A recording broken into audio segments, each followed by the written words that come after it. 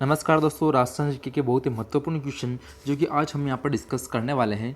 चलिए दोस्तों शुरू करते हैं बिना कोई टाइम वेस्ट किए। आज का जो प्रथम क्वेश्चन आपसे पूछा गया है, ब्लैक पोट्री के लिए प्रसिद्ध है। तो आपको बताना है दोस्तों, ब्लैक पोट्री के लिए कौन सा शहर प्रसिद्ध है? जयपुर, अलवर, प्रतापगढ़ या फिर कोटा। दोस्तों एग्जाम के अंदर ब्लू पोट्री ज़्यादा पूछा जाता है, तो आप अधिकतर ब्लू पोट्री पर ही फोकस रखते हैं। लेकिन दोस्तों ब्लू पोट्री आप सभी को पता है जयपुर की प्रसिद्ध है, लेकिन ब्लैक पोट्री यहाँ पर पूछा गया है। बहुत ही महत्वपूर्ण क्वेश्चन है दोस्तों। ब्लैक पोट्री आपके ऑप्शन नंबर डी कोटा की प्रसिद्ध है, आपको ध्यान में रखना है। अगला क्वेश्चन है दोस्तों जो कि आपसे पूछा गया है, गीदड़ नृत्य राज्य के किस क्षेत्र का नृत्य है? तो गीदड़ नृत्य का क्वेश्चन दोस्तों बहुत ही महत्वपूर्ण क्वेश्चन है, और नृत्य से जितने भी सारे क्वेश्चन पूछे जाते हैं बहुत ही महत्वपूर्ण क्वेश्चन आपको यहाँ पर अभी डिस्कस करने वाले हैं। तो गीदड़ नृत्य की बात करें दोस्तों तो आपके शेखावटी क्षेत्र का नृत्य है। फर्स्ट पॉइंट आपका ये हो गया। सेकंड चीज़ दोस्तों ये है कि जो नृत्य है यह पुरुष के द्वारा ही किया जाता है, केवल पुरुष के द्वारा ही किया जाता है। तो एग्जाम के अंदर क्वेश्चन ऐसा भी पूछा जा सकता है कि गीदड़ नृत्य है वो किसके द्वारा किया जाता है? तो दोस्तों यह नृत्य आपके पुरुष के द्वारा किया जाता है। शेखावटी क्षेत्र की और दूसरे नृत्य की बात करें तो वो ये है दोस्तों, फर्स्ट हो गया आपके गीदड़ नृत्य, सेकंड की बात करें तो वो हो जाएगा आपका चंग नृत्य, और तीसरा जो हो जाएगा महत्वपूर्ण नृत्य वो होगा आपका कच्छी घोड़ी। कच्छी घोड़ी तो दोस्तों महत्वपूर्ण तीन नृत्य है, गीदड़ नृत्य, चंग और कच्छी घोड़ी। तीनों ही नृत्य की बात करें तो तीनों जो महत्वपूर्ण आपको ध्यान रखना है कि तीनों के तीनों नृत्य पुरुष नृत्य है। और शेखावटी क्षेत्र के नृत्य तो बहुत ही महत्वपूर्ण दोस्तों, आपके एग्जाम में पूछे जाने की संभावना ऐसे रहती है। तो महाराणा प्रताप पुरस्कार किस क्षेत्र में दिया जाता है? आपसे अगला क्वेश्चन जो पूछा गया है कि महाराणा प्रताप पुरस्कार कौन से क्षेत्र में दिया जाता है? समाज सेवा में, पत्रकारिता, खेलकूद या फिर वन संरक्षण।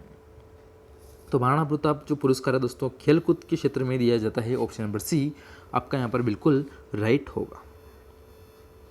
अगला क्वेश्चन है, राज्य में मारवाड़ उत्सव किस जिले में मनाया जाता है?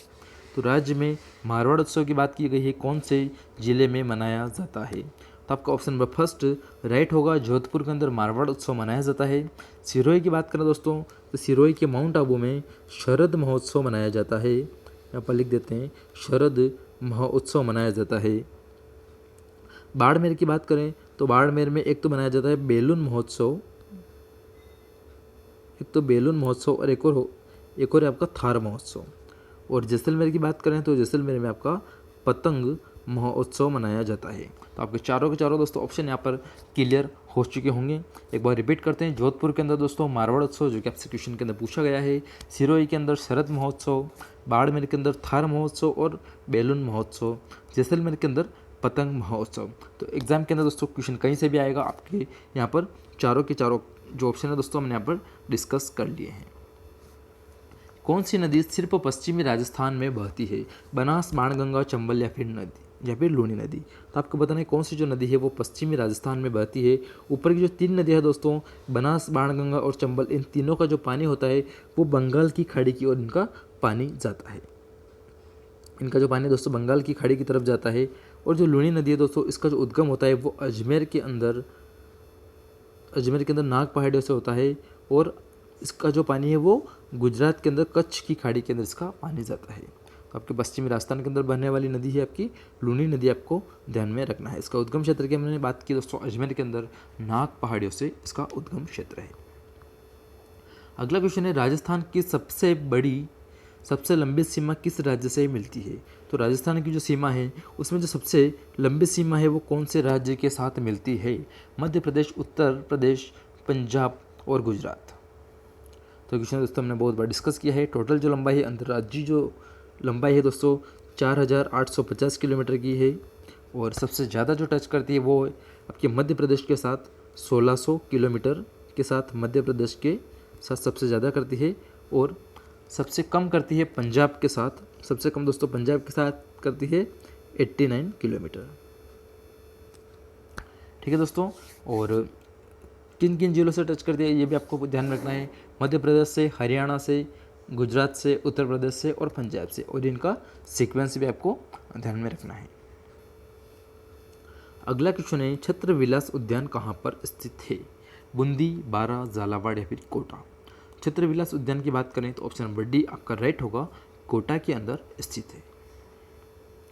अगला क्वेश्चन है जो कि आपसे पूछा गया है, धौलपुर पावर परियोजना किस पर आधारित है? तो आपका जो राइट आंसर होगा, धौलपुर पावर परियोजना आपकी गैस पर आधारित है। ऑप्शन नंबर डी आपका यहाँ पर राइट होगा।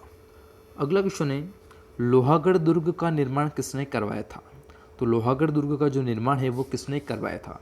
राजा मान सिंह ने, जय सिंह ने, सूरजमल ने या फिर बदन सिंह ने? तो लोहागढ़ दुर्ग दोस्तों जिसको आयरनगढ़ भी कहा जाता है, और भरतपुर के अंदर दोस्तों दुर्ग जो स्थित है जिसको पूर्वी सीमा का प्रहरी भी कहा जाता है। इसका निर्माण दोस्तों 60 साल तक जो है इसका निर्माण चला था। इसका निर्माण 60 साल तक चला, जो कि सूरजमल और बदन सिंह के द्वारा इसका निर्माण करवाया गया है। तो आपको जो यहाँ पर राइट जो आपको ध्यान रखना है, सूरजमल आपको यहाँ पर राइट आंसर होगा। सूरजमल के द्वारा इसका निर्माण करवाया गया था, और स्टार्टिंग में बदन सिंह ने इसका जो निर्माण किया था, लेकिन अधिकांश जो कार्य वो सूरजमल के द्वारा किया गया। तो इसका जो निर्माण है सूरजमल, आपको राइट ध्यान रखना है। और लोहागढ़ दुर्ग कहाँ पर है दोस्तों? अभी हमने बात की भरतपुर के अंदर है। भरतपुर के अंदर पूर्वी सीमा का प्रहरी कहा जाता है, ये भी आपको ध्यान में रखना है। लोहागढ़ दुर्ग, और महत्वपूर्ण दोस्तों यहाँ से क्वेश्चन जो पूछा जाता है वो आपको ध्यान में रखना है, इस दुर्ग के अंदर मत्स्य संघ का उद्घाटन हुआ था। दोस्तों मत्स्य संघ का जो उद्घाटन हुआ था वो इसी दुर्ग के अंदर हुआ था, तो आपको ध्यान में रखना है। अगला क्वेश्चन है, कर्क रेखा को दो बार पार करने वाली नदी कौन सी है? तो आपको बताना है कर्क रेखा को 2 बार पार करने वाली नदी कौन सी है? चंबल नदी, माही नदी, लूनी नदी या फिर बनास नदी? तो कर्क रेखा को दोस्तों 2 बार जो पार करने वाली जो नदी है, आपको ऑप्शन नंबर बी राइट होगा, माही नदी।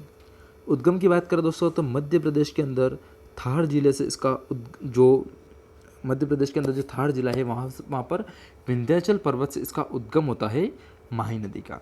उसके बाद दोस्तों राजस्थान के अंदर ये प्रवेश करती है यहाँ से और कर्क रेखा को दोस्तों 2 बार काटती है आपका माही नदी, आपको यहाँ पर ध्यान में रखना है। इसको दोस्तों क्या क्या कहा जाता है माही नदी को? इसको आदिवासियों की गंगा भी कहा जाता है, कांठल की गंगा भी कहा जाता है, और दक्षिण राजस्थान की स्वर्ण रेखा भी इसको कहा जाता है। तो आपको ध्यान रखना है दोस्तों, बहुत ही महत्वपूर्ण जो क्वेश्चन है यहाँ पर अभी हमने इसके साथ से यहाँ पर डिस्कस किया है। अगला क्वेश्चन है, संत पीपा की छतरी किस दुर्ग में स्थित है? संत पीपा की छतरी की बात करें तो आपकी घाघरोन दुर्ग, जिसके बारे में हमने बहुत बार पिछली क्लासों के अंदर डिस्कस किया था, घाघरोन दुर्ग के बारे में, झालावाड़ के अंदर स्थित है। और कौन कौन सी 2 नदियों के संगम पर स्थित है ये भी आपको बताया था, कालीसिल और आहू नदी। कालीसिल और आहू नदी इन दोनों के संगम पर बना हुआ है घाघरोन दुर्ग, जो कि जल दुर्ग, बहुत ही अच्छा जल दुर्ग है। संत पीपा की जन्मस्थली और छतरी दोनों ही दोस्तों घाघरोन दुर्ग के अंदर है। और अगर एग्जाम के अंदर आपसे पीपा की अगर गुफा पूछी जाए कि संत पीपा की गुफा कहाँ पर है, तो आपको ध्यान रखना है, इनकी यहाँ पर नीचे लिख देते हैं, इनकी अगर गुफा पूछा जाए तो इनकी जो गुफा है वो है टोंक के अंदर। ये दोस्तों आपको यहाँ पर थोड़ा ध्यान में रखना है, यहाँ पर कंफ्यूज नहीं होना है। जन्मस्थली और छतरी दोनों है घाघरोन दुर्ग के अंदर, इनकी जो गुफा है वो टोंक के अंदर है, जो कि आपको ध्यान में रखना है। अगला क्वेश्चन है, पश्चिम राजस्थान का सबसे बड़ा बांध है। तो पश्चिम राजस्थान का सबसे बड़ा बांध कौन सा है? तो ये दोस्तों आपके ऑप्शन नंबर सी जवाई बांध जो है आपके पश्चिमी राजस्थान का सबसे बड़ा बांध है। इसे मारवाड़ का अमृत सरोवर भी कहा जाता है। और कहाँ पर दोस्तों? पाली जिले के अंदर स्थित है, जो कि आपको ध्यान में रखना है। अगला क्वेश्चन है, पंखों की नगरी के नाम से जाना जाता है। तो पंखों की जो नगरी के नाम से कौन सा जिला है जिसको जाना जाता है? जोधपुर, नागौर, बीकानेर और जैसलमेर। तो आपका ऑप्शन नंबर डी यहाँ पर राइट होगा, जैसलमेर, जिसको पंखों की नगरी फर्स्ट जी दोस्तों पंखों की नगरी। सेकंड आपको ध्यान रखना है जरखों की नगरी, जरखों की नगरी। इसको म्यूजिक सिटी भी कहा जाता है, इसको रेगिस्तान का गुलाब भी कहा जाता है, इसको गलियों का शहर भी कहा जाता है। इसको जैसलमेर को किसको दोस्तों? जैसलमेर को गलियों का शहर भी कहा जाता है और पीले पत्थरों का शहर भी कहा जाता है। तो इनमें से कोई सा भी आपसे एग्जाम के अंदर पूछे तो आप डायरेक्ट जैसलमेर आपका राइट होगा। अगला क्वेश्चन है, दधिमती माता का मंदिर राजस्थान में किस जिले में है? तो दधिमती माता का जो मंदिर की बात करें दोस्तों तो ऑप्शन नंबर बी आपका राइट होगा, नागौर के अंदर है और घोड़ मांगलोर जिले के अंदर है, नागौर के अंदर, जो कि आपको ध्यान में रखना है। ऑप्शन नंबर बी आपका यहाँ पर राइट होगा। और दादिच ब्राह्मणों की कुल देवी है। आपको ये चीज़ ध्यान में रखना है। दादिच ब्राह्मणों की कुल देवी है। दादिच ब्राह्मणों की कुल देवी है कौन सी? दधिमती माता। और कहाँ पर है दोस्तों? नागौर के अंदर है इनका मंदिर। अगला क्वेश्चन है, बूंदी स्थित तारागढ़ किले का निर्माण किस शासक ने करवाया? तो आपका लास्ट जो अंतिम क्वेश्चन है दोस्तों, बूंदी स्थित तारागढ़ किले का निर्माण किस शासक ने करवाया?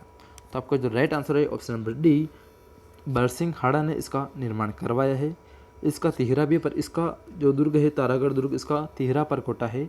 और एग्जाम के एकदम महत्वपूर्ण जो क्वेश्चन तारागढ़ दुर्ग को आपको ध्यान में रखना है कि तारागढ़ जैसा हूबहू दुर्ग बनाकर किसने अपनी प्रतिज्ञा पूरी की थी?